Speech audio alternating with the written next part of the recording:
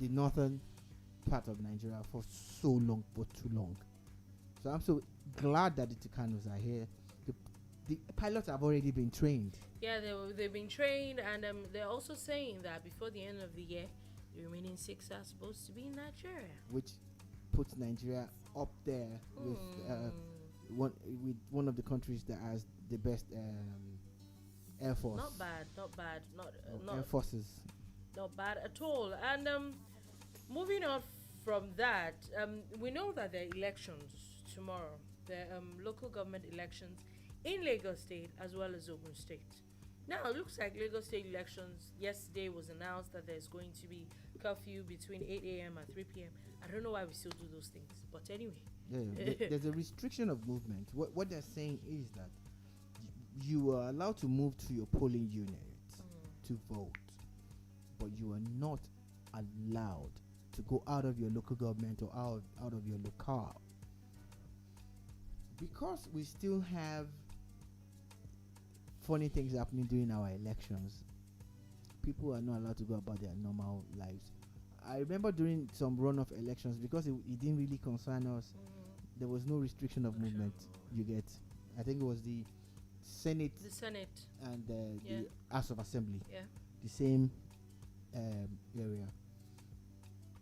But the local government elections fall under very that same system where there's restriction of movement. We need to outgrow that system. We need to, and it looks like, and all the talks of electronic remittance of results and everything back and forth is also get to us maybe being able to curtail some of these old and archaic practices that we are involved in, so that we can actually have elections without disrupting people's lives.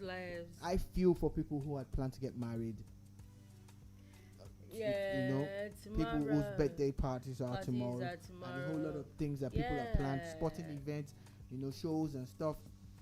They might have to just restructure or rearrange them or postpone them until after 4 o'clock or 5 o'clock. 3 p.m. Yeah, that's why I said after 4 o'clock. 4 If it's 3 o'clock, you can't just basically ask people to get to the venue for 3. They need time to move around and everything. So I'm talking about that. Yeah, it looks like Lagos is fine, where it's going according to plan. But Ogun State seems to have a little bit of drama, especially with the PDP, as after a court case yesterday, which was supposed to stop the Independent Electoral Commission in Ogun State from carrying out the elections by the PDP. The judge had said that they could actually go ahead with those elections. So the faction of PDP that took INEC to court, or the State Independent Electoral Commission to court, they had said that they were withdrawing from the elections and they were boycotting it and they were not interested in it, which I thought it was the whole PDP in the state. Only for us to come up to hear that another faction had said that they were going to go ahead with the elections. The first question you want to ask yourself is, faction or not? Who's the candidate? Whose name is on the ballot? Do you understand? Which of the primaries did the State Electoral Commission endorse? Exactly. That's the part I don't get. There's a process towards getting on the ballot. You get. However, the trend in Nigeria has always been, and this is a sad one, we think the local government is not important, forgetting that that's the most important arm of government in this country. So the trend has always been that there's voter apathy. It was reported, say, I think it's Amowo Dolphin LCDA or something, the incumbent who I heard is running again got less than 5,000 votes to become chairman of an entire local government. Do you get?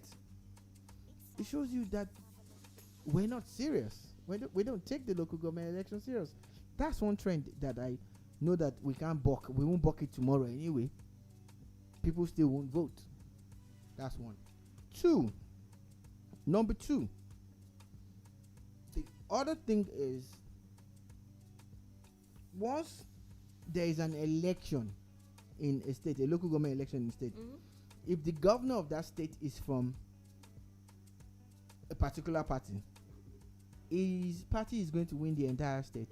And the opposing party always pulls out. Always pulls out. It happens. It a happened lot in these Oyo days. State recently. Happened Yeah, somewhere in the yeah, south and yeah. everything. Once they announce it, and it's not far fetched. You look at the reason for that. You find out that of course, yes, and truly,